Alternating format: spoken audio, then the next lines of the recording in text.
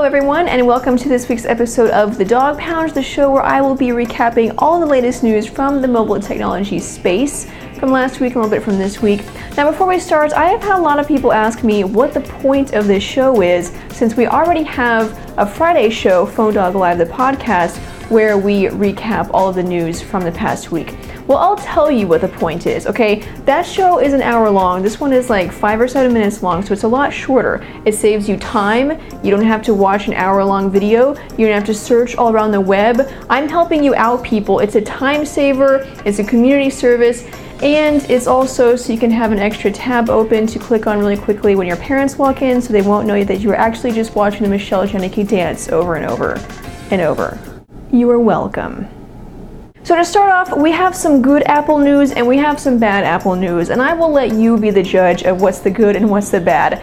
First, some iPhone rumors. We are hearing that multiple US and European carriers are gearing up for an iPhone that will use a nano SIM card. This was a change with the iPhone 4. It started using a micro SIM. Now we're hearing that the iPhone 5 or 6 or whatever could be using a nano SIM card.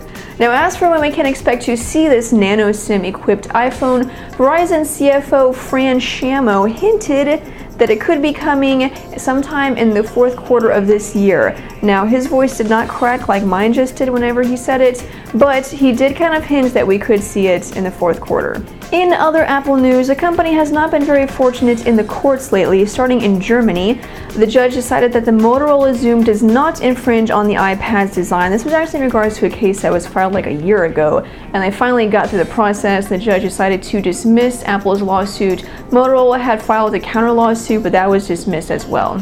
But that ruling pales in comparison to the ruling that Apple is facing from a UK judge. This is the judge that rules that the Galaxy Tabs do not infringe on the design of the iPad, but he also added the remark that the Galaxy Tabs are not as cool as the iPad, which was kind of an interesting remark. But now this UK judge is going even further with his ruling.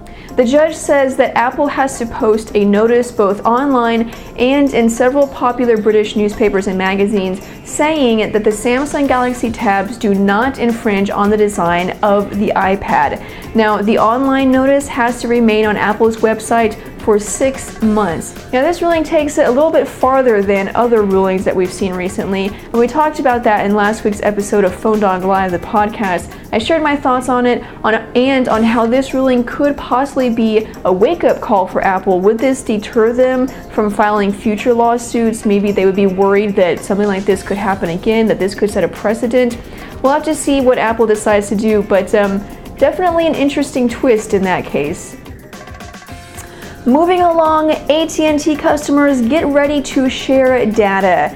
After Verizon announced its Share Everything plans, AT&T is also announcing its Share Data plans. Now the difference is that you have an option. You can choose to use their current existing plans, whether it's a family plan or an individual plan, or you can use Share Data. So you do still have an option, although I wouldn't be surprised if the option went away eventually, but we don't know if that's going to happen yet. Now if you're a little fuzzy on the details, this is how it works. So you start out by selecting how much data you'd like per month. The size of the buckets range from 1 gigabyte to 20 gigabytes in size. As an example, signing up for the 1 gigabyte plan costs $40 per month, as well as another $45 per smartphone. Now, as you go up and get more data per month, the price to add a smartphone decreases by $5. So selecting the 10 gigabyte pack will cost $120 per month, but the price for each smartphone will only be $30. That's how much it is to add a smartphone. Basic and quick messaging phones will be charged $30 each per month for access to the plans, while laptops and netbooks will cost $20 per month, and tablets and gaming devices cost $10 per month. So let me know what you think about these shared data plans. I've heard some people say they love them, some people hate them, some people don't care. Let me know what you think about them in the comments below.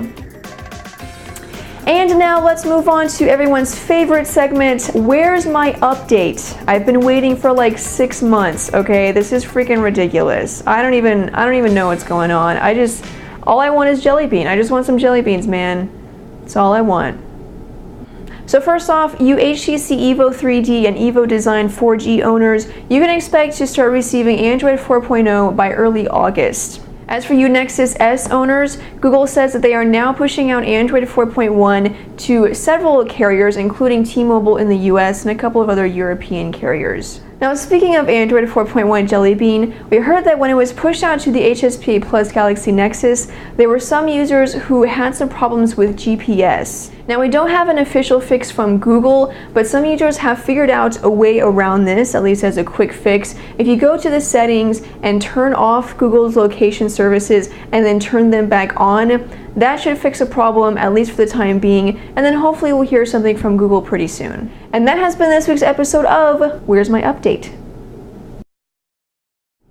Now let's move on to some tablet news, specifically Amazon tablet news. As you know, Amazon has a Kindle Fire, the 7-inch Android tablet, but we recently heard from the president of US Retail for Staples that Amazon is planning on releasing 5 or 6 new tablets by the end of this year, one of them being at least 10 inches in size. Now 5 or 6 seems like a lot, so some people are speculating that it could just be a couple of different models and then each one will come with varying amounts of built-in storage. Now keep in mind that Amazon announced the 7-inch Kindle Fire in September of last year, so we could be hearing about these tablets pretty soon. We've already heard rumors of an 8.9-inch tablet and now a 10-inch tablet, so keep your eyes on PhoneDog. We'll let you know if we hear any more about this. So that's the news and that's the show. Thanks guys for watching. I hope you enjoyed it. I'm Sydney from PhoneDog.com. Be sure and leave your comments about stuff and I look at those. And also the description in the YouTube video will have all the links to all the stories that I talked about. But other than that, I'm Sydney from PhoneDog.com and I will see you guys later. Bye.